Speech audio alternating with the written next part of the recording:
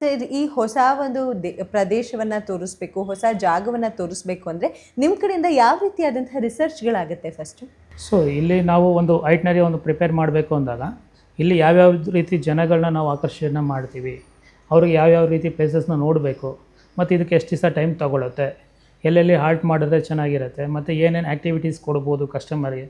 ನಿಮಗೆ ಎಲ್ಲಿ ಒಂದು ಪ್ಲೇಸ್ಗೆ ಹೋದಾಗ ಇಂಥದ್ದೊಂದು ಎಕ್ಸ್ಪೀರಿಯೆನ್ಸ್ ಮಾಡಬೇಕು, ಮಾಡಲೇಬೇಕಾಗಿರ್ತಕ್ಕಂಥದ್ದು ಒಂದು ಪ್ರವಾಸದಲ್ಲಿ ಎಕ್ಸ್ಪೀರಿಯೆನ್ಸ್ ಯಾವ್ದು ಮಾಡಿದ್ರೆ ಚೆನ್ನಾಗಿರುತ್ತೆ ಅನ್ನೋದು ನಾವು ಸೂಟ್ ಮಾಡಿ ಒಂದು ಐಟ್ನರಿ ಒಂದು ಪ್ಲ್ಯಾನ್ ಮಾಡ್ತೀವಿ. ಆ ಐಟ್ನರಿ ಪ್ಲ್ಯಾನ್ ಮಾಡಿದ ನಂತರ ಎಲ್ಲ ಕಡೆ ನಿಮಗೊಂದು ಟ್ರಾನ್ಸ್ಪೋರ್ಟೇಷನ್ಗೆ ಏನು ಕಾಸ್ಟ್ ಆಗುತ್ತೆ, ಒಂದು ಅಕಾಮಿಡೇಷನ್ಗೆ ಏನು ಕಾಸ್ಟ್ ಬರುತ್ತೆ, ಮತ್ತು ನಮ್ಮ ಅಡಿಗೆಯವ್ರು ಕಳಿಸೋದ್ರಿಂದ ಅವರು ಎಷ್ಟು ಮಟ್ಟಿಗೆ ಅಲ್ಲಿ ರೀಚ್ ಆಗ್ಬೋದು, ಅಲ್ಲಿ ರೀಚ್ ಆಗೋದು ಮತ್ತು ಅವ್ರಿಗೆ ಏನು ಕಾಸ್ಟ್ ಬರುತ್ತೆ, ಎಲ್ಲ ರೀತಿ ಕಾಸ್ಟ್ ಮಾಡಿ ಒಂದು ಪರ್ಸನ್ಗೆ ಇಷ್ಟು ಕಾಸ್ಟ್ ಆಗುತ್ತೆ ಅನ್ನೋ ಒಂದು ಕ್ಯಾಲ್ಕುಲೇಟ್ ಮಾಡಿ ಅದನ್ನು ಒಂದು ಪ್ರಮೋಷನ್ ನಾವು ಮಾಡ್ತೀವಿ.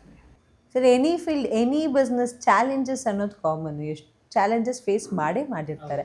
ಸೊ ನೀವು ಫೇಸ್ ಮಾಡಿದಂತಹ ಚಾಲೆಂಜಸ್ ಇವತ್ತು ಒಂದ್ಸಲಿ ಮೆಲ್ಕು ಹಾಕೋದಾದ್ರೆ ಯಾವುದಾಗಿತ್ತು?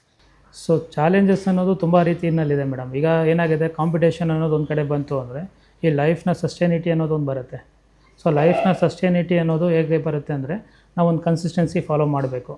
ನಮ್ಮ ಕಸ್ಟಮರ್ಸ್ ಹತ್ರ ನಾವೇನು ವಿಶ್ವಾಸ ಗಳಿಸ್ಕೊಂಡಿರ್ತೀವಿ, ಸೊ ಅದನ್ನು ಕಂಟಿನ್ಯೂ ಆಗಿ ತೊಗೊಂಡು ಹೋಗೋದೇ ನಮಗೊಂದು ಚಾಲೆಂಜ್.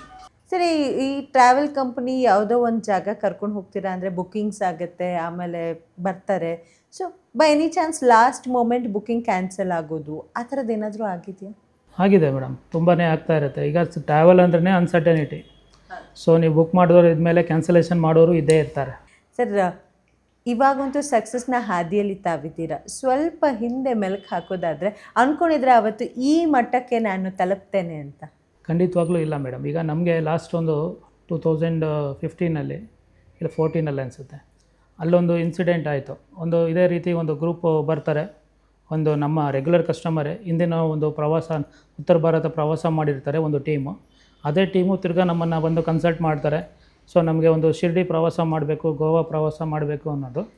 ಸೊ ಆ ಗೋವಾ ಪ್ರವಾಸ ಒಂದು 10 ದಿನಗಳ ಪ್ರವಾಸ ಬರೀ 10,000 ರೂಪಾಯಿಗೆ 10 ದಿನಗಳ ಕಾಲ ಪ್ರವಾಸ. ಸೊ 10 ದಿನಗಳ ಪ್ರವಾಸ ಮಾಡ್ತಾರೆ, ಎಲ್ಲ ಚೆನ್ನಾಗಿರುತ್ತೆ. ಮಧ್ಯದಲ್ಲಿ ನಮ್ಮ ಏನು ಕಮಿಟ್ಮೆಂಟ್ ಇರುತ್ತೆ, ಪೇಮೆಂಟ್ ಆಗಿರ್ಬೋದು ಮತ್ತು ನಮ್ಮ ಸರ್ವಿಸ್ ಆಗಿರ್ಬೋದು, ಎಲ್ಲನೂ ಈಸಿಯಾಗೆ ಹೋಗ್ತಾ ಇರುತ್ತೆ. ಅವ್ರ ಕಡೆಯಿಂದ ಪೇಮೆಂಟ್ಸ್ ಯಾವುದೂ ನಮಗೆ ಕರೆಕ್ಟಾಗಿ ಬಂದಿರೋದಿಲ್ಲ.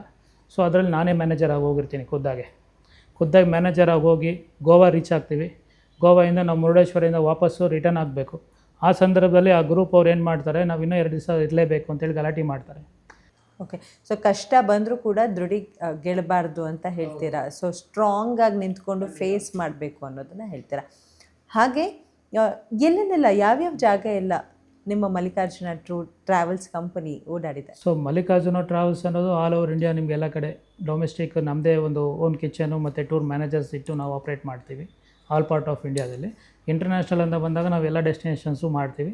ಅದು ಆ್ಯಸ್ ಪರ್ ಇಲ್ಲಿ ಮನೆ ಊಟ ಇರೋದಿಲ್ಲ, but restaurant Indian style food ಕೊಟ್ಟು ನಾವು ಟ್ರಾವೆಲ್ ಮಾಡ್ತೀವಿ.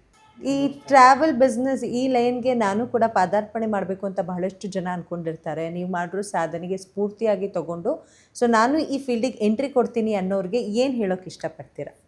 ಸೊ ನಾವು ಹೇಳೋದಿಷ್ಟೇ, ನಿಮ್ಮ ಪ್ರಯತ್ನ ಏನಿದೆ ಅದು ಆನೆಸ್ಟ್ ಆಗಿದ್ದಾಗ ಖಂಡಿತವಾಗ್ಲೂ ಜನ ಗೂಡ್ತಾರೆ.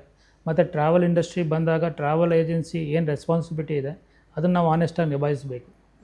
ಈಗ ಏನಾಗುತ್ತೆ, ಕೆಲವೊಂದು ಕಂಪ್ನಿಗಳಿದ್ದಾವೆ, ನಿಮಗೆ ಟ್ರಾವೆಲ್ ಏಜೆನ್ಸಿ ಅಂತ ಬಂದಾಗ ಜನಗಳು ಕೊಡ್ತಾರೆ ಅಂತೇಳಿ ನಾವು ಏನು ಜನಗಳ ಮೇಲೆ ಎಲ್ಲನೂ ಹೇರೋದಕ್ಕಿಂತ ನಮ್ಮ ರೆಸ್ಪಾನ್ಸಿಬಿಲಿಟಿ ನಾವು ಆನೆಸ್ಟಾಗಿ ಇಟ್ಕೊಂಡು ಒಂದು ಒಳ್ಳೆ ಕ್ವಾಲಿಟಿ ಒಂದು ಸರ್ವಿಸ್ನ ನಾವು ಕೊಟ್ಟಾಗ ಖಂಡಿತವಾಗ್ಲೂ ಜನ ಆಕರ್ಷಿತರಾಗ್ತಾರೆ, ನಿಮ್ಮನ್ನು ಸಪೋರ್ಟ್ ಮಾಡ್ತಾರೆ ಅಂತ ನಾನು ಹೇಳೋಕ್ಕೆ ಬಯಸ್ತೀನಿ. ಸರ್, ನೀವಾಗ ಈ ಕಂಪನಿಗೆ ಪಾದಾರ್ಪಣೆ ಮಾಡಿದಾಗ ಎಷ್ಟು ಜನ ಎಂಪ್ಲಾಯೀಸ್ ಇದ್ದರು? ಸೊ ನಾನು ಮಾಡಿದಾಗ ನಾವು ಯಾರೂ ಇರಲಿಲ್ಲ, ನಾನು ನಮ್ಮ ತಂದೆಯವರೇ ಇದ್ವಿ. ಇಬ್ಬರೇ ನಾವು ಮುಂದುವರ್ಸ್ಕೊಂಡು ಹೋಗಿದ್ದು. ಸರ್, ಈಗ 20 ಜನ ಇದ್ದಾರೆ. Wow, super. ಸೊ ನಿಮ್ಮ ಈ ಕಂಪನಿ ಎಲ್ಲೆಲ್ಲ ಇದೆ ಸರ್ ಬ್ರಾಂಚಸ್? ಸೊ ನಮ್ಮದು ಇಲ್ಲಿ ವಿಜಯನಗರದಲ್ಲಿ ಹೆಡ್ ಆಫೀಸ್ ಇದೆ. ಇದಾದ ನಂತರ ದಾವಣಗೆರೆ ಮತ್ತು ಹುಬ್ಳಿನಲ್ಲಿ ಬ್ರಾಂಚಸ್ಸು. ಈ ರೀಸೆಂಟಾಗಿ ನಾವು ಜಯನಗರದಲ್ಲಿ ಓಪನ್ ಮಾಡಿದ್ವಿ. ಇನ್ನು ಅಪ್ಕಮಿಂಗ್ ಬಂದು ನಿಮಗೆ ಮೈಸೂರಿನಲ್ಲಿ ಕೂಡ ನಾವು ಪ್ಲ್ಯಾನ್ ಮಾಡ್ತಾಯಿದ್ದೀವಿ. ಸೊ ಎಲ್ಲ ಕಡೆ ಹೇಗಿದೆ ಸರ್ ರೆಸ್ಪಾನ್ಸು? ಚೆನ್ನಾಗಿದೆ ಮೇಡಮ್. ಎಲ್ಲೆಲ್ಲಿ ನಾವು ಆಫೀಸ್ ಓಪನ್ ಮಾಡಿದ್ದೀವಿ ಅಲ್ಲೆಲ್ಲ ನಮ್ಮ ಕಸ್ಟಮರ್ ಬೇಸ್ ಇದ್ದಾರೆ.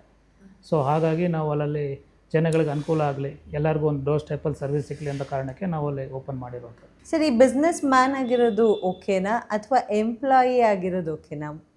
ಸೊ ನನಗೆ ಬಿಸ್ನೆಸ್ ಮ್ಯಾನ್ ಆಗಿದ್ದ ಅಭ್ಯಾಸ ಮತ್ತು ಅದಾಗಿ ರೂಢಿ ಇರೋದು. ಎಂಪ್ಲಾಯಿ ಆಗಿ ಯಾವತ್ತೂ ನನಗೆ ಅದು ಎಕ್ಸ್ಪೀರಿಯೆನ್ಸ್ ಇಲ್ಲ ಮತ್ತು ಅದಕ್ಕೆ ನನಗೆ ಇಂಟ್ರೆಸ್ಟೂ ಇಲ್ಲ. ಏನಾಗುತ್ತೆ ಅಂದರೆ ನಾನು ಹುಟ್ಟಾನು ಬಂದಿದ್ದು ನಿಮಗೆ ಏನಂತಂದರೆ ಒಂದು ಕೆಲಸ ಮಾಡಬೇಕು, ಯಾರು ಕೈ ಕೆಳಗಡೆ ಕೆಲಸ ಮಾಡೋದಕ್ಕಿಂತ ನಾನೇನಾದ್ರು ಮಾಡಬೇಕು ಅನ್ನೋದು ನನ್ನ ಇಂಟೆನ್ಷನ್. ಸೊ ಹಾಗಾಗಿ ನಾನು ಬಿಸ್ನೆಸ್ ಮ್ಯಾನ್ ಆಗಲಿ ಇರಲಿಕ್ಕೆ ಇಷ್ಟಪಡ್ತೀನಿ. ಸರ್ ಎಷ್ಟಿದೆ ಸರ್ ಕಂಪನಿ ಟರ್ನ್ ಓವರ್ ಈಗ? ಸರ್ ಟರ್ನ್ ಓವರ್ ಇದೆ ಮೇಡಮ್, ಮೋರ್ ದೆನ್ 2 crores ಇದೆ. Very nice. ಅವಾಗ ಇಬ್ಬರೇ ಸಾರಥಿ ಆಗಿದ್ರು, ಈಗ 20 ಜನಕ್ಕೆ ನೀವು ಅನ್ನದಾತರ. ನಮ್ಮಲ್ಲಿ ಆಲ್ರೆಡಿ 2.5 ಲಕ್ಷ ಜನ ಮೇಲ್ಪಟ್ಟು ಟ್ರಾವೆಲ್ ಮಾಡಿದ್ದಾರೆ.